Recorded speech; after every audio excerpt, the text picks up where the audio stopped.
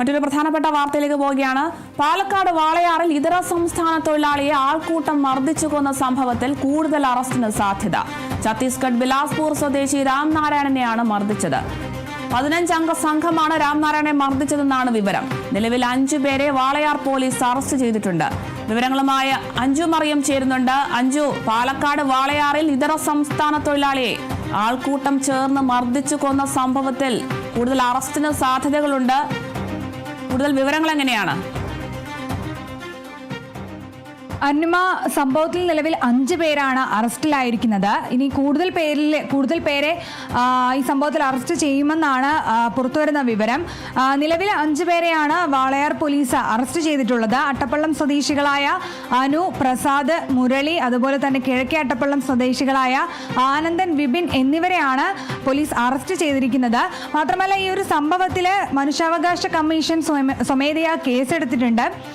അന്വേഷിച്ച് റിപ്പോർട്ട് സമർപ്പിക്കണമെന്ന് മനുഷ്യാവകാശ കമ്മീഷൻ അറിയിച്ചിട്ടുണ്ട്. അതുപോലെ തന്നെ ഈ ഛത്തീസ്ഗഡ് ബിലാസ്പൂർ സ്വദേശിയായ രാംനാരായണൻ ബുധനാഴ്ച ഉച്ചയ്ക്കാണ് മർദ്ദനമേറ്റ് മരണമടയുന്നത്. തുടർന്ന് നടന്ന അന്വേഷണത്തിൽ ഈ രാംനാരായണൻ കൊടും മർദ്ദനമാണ് ഏറ്റതെന്നുള്ള ഇത് വ്യക്തമാക്കുന്ന തരത്തിലുള്ള പോസ്റ്റ്മോർട്ടം റിപ്പോർട്ടാണ് പുറത്തു വന്നത്.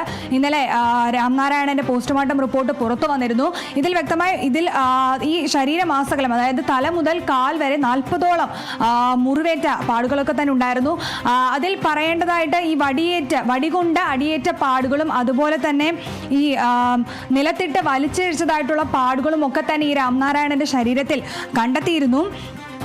തുടർന്ന് അതായത് 15ഓളം ആളുകൾ സംഘം ചേർന്ന് രാംനാരായണനെ മർദ്ദിക്കുകയായിരുന്നുവെന്നാണ് വിവരം. അതുകൊണ്ട് തന്നെ സംഭവത്തിൽ കൂടുതൽ പേരുടെ അറസ്റ്റ് ഉണ്ടാകുമെന്നാണ് പുറത്തുവരുന്ന വിവരം. എന്തായാലും ഒരു കൊടും ക്രൂരത തന്നെയാണ് ഈ രാംനാരായണൻ നേരിട്ടതെന്നാണ് അറിയാൻ സാധിക്കുന്നത്. അതുപോലെ തന്നെ ഈ പോസ്റ്റ്മോർട്ടം റിപ്പോർട്ടിലൊക്കെ തന്നെ അതാണ് വ്യക്തമാകുന്നതും. മാതാളിക്കാട്, അതായത് ബുധനാഴ്ച ഉച്ചയ്ക്ക് സംഭവം നടക്കുന്നത് ബുധനാഴ്ച ഉച്ചയ്ക്ക് അട്ടപ്പള്ളം മാതാളിക്കാട് ഭാഗത്ത് വെച്ചാണ് രാംനാരായണൻ ഈ ഒരു ക്രൂര മർദ്ദനത്തിന് ഇരയാകുന്നത്. കഞ്ചിക്കോട് കിംഫ്രയിൽ ജോലി തേടിയാണ് ഈ ഛത്തീസ്ഗഡ് ബിലാസ്പൂർ സ്വദേശിയായിട്ടുള്ള രാംനാരായണൻ കേരളത്തിലെത്തുന്നത്. ഒരാഴ്ച മുമ്പാണ് രാംനാരായണൻ ഇത്തരത്തിൽ കേരളത്തിലെത്തുന്നത്.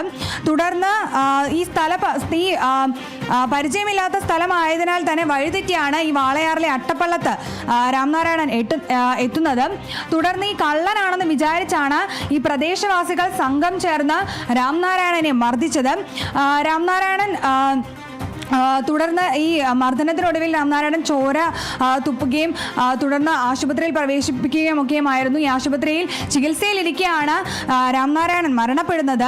3 വർഷം മുൻപേ ഭാര്യ ഉപേക്ഷിച്ച് പോയതോടെ ചില മാനസിക പ്രശ്നങ്ങളൊക്കെ തന്നെ രാംനാരായണൻ ഉണ്ടായിരുന്നെങ്കിലും അല്ലാതെ മറ്റ് ക്രിമിനൽ കേസുകളിലോ അല്ലെങ്കിൽ മറ്റ് ദുസ്വഭാവങ്ങളോ ഒന്നും തന്നെ ഈ രാംനാരായണന് ഇല്ലായിരുന്നു. എന്തായാലും വഴിതെറ്റിയെത്തിയ രാംനാരായണനെ പ്രദേശവാസികൾ കള്ളനാണെന്ന് തെറ്റിദ്ധരിച്ചാണ് മർദ്ദിച്ചത്. എന്തായാലും ഈ സംഭവത്തിൽ കൂടുതൽ പേരെ അറസ്റ്റ് ചെയ്യുമെന്നാണ് പുറത്തുവരുന്ന വിവരം, നമുക്ക് ലഭിക്കുന്ന വിവരം. അതായത് കൊടും മർദ്ദനമാണ് രാംനാരായണൻ നേരിട്ടതെന്നുള്ളതിന് തെളിവുകളൊക്കെ തന്നെയാണ് ഇന്നലത്തെ പോസ്റ്റ്മോർട്ടം റിപ്പോർട്ട് വ്യക്തമാക്കുന്നത്. എന്തായാലും നിലവിൽ 5 പേരെയാണ് വാളയാർ പോലീസ് സംഭവത്തിൽ അറസ്റ്റ് ചെയ്തിരിക്കുന്നത്. കൂടുതൽ പേരെ അറസ്റ്റ് ചെയ്യുമെന്നാണ് ലഭിക്കുന്ന വിവരം. അരുണിമ.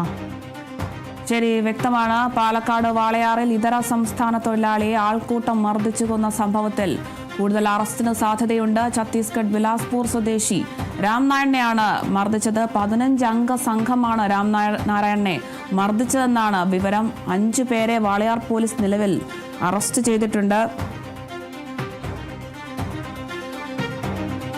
അട്ടപ്പള്ളം സ്വദേശികളായ അനു, പ്രസാദ്, മുരളി, കിഴക്കേ അട്ടപ്പള്ളം സ്വദേശികളായ ആനന്ദൻ, വിപിൻ എന്നിവരാണ് അറസ്റ്റിലായിട്ടുള്ളത്. മരിച്ച രാംനാരായണൻ നേരിട്ടത് മണിക്കൂറുകൾ നീണ്ട കൊടും ക്രൂരതയെന്നൊക്കെയാണ് പോസ്റ്റ്മോർട്ടം റിപ്പോർട്ടിൽ നിന്നും കണ്ടെത്തിയത്. തല മുതൽ കാൽ വരെ 40ലേറെ മുറിവുകൾ ഉണ്ടായിട്ടുണ്ട്.